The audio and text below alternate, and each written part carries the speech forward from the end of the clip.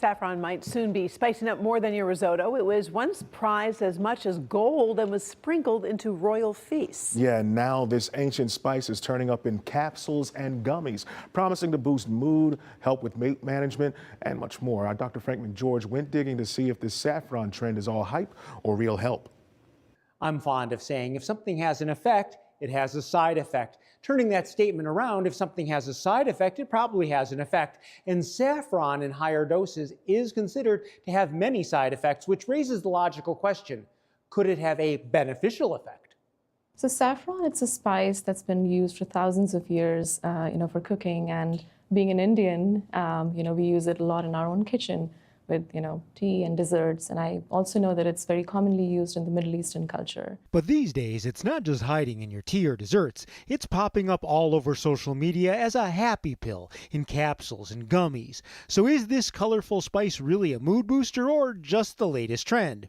According to Dr. Mansi Chow, a Henry Ford Health psychiatrist, it may have a role in treating certain ailments. There's some studies that have shown that saffron can help with mild to moderate depression. It can help with anxiety.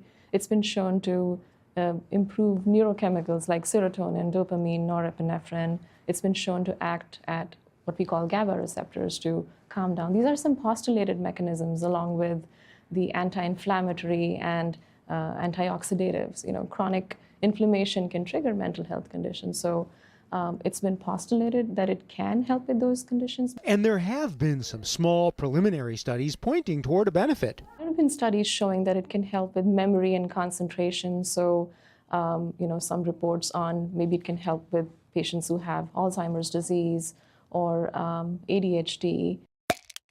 Unfortunately, the science isn't fully developed, and there is a great deal we don't know. In studies, they have, seen that doses between 30 to 200 milligrams have been used, but above 5 grams, it's been shown to cause toxicity, so people can start having headaches, dizziness, and those kind of side effects. And beyond 20 grams, it can be fatal. Plus, there's an important issue specifically regarding the purity of saffron supplements. Saffron is really expensive, and that's actually a problem because over the years, there's a lot of additives that have been added to it, a lot of fillers and other compounds. And if it's adulterated with, other substances, and if somebody is already taking medications, that could interact very dangerously with, medications. It can cause some unknown side effects. We don't know what compounds it's contaminated with.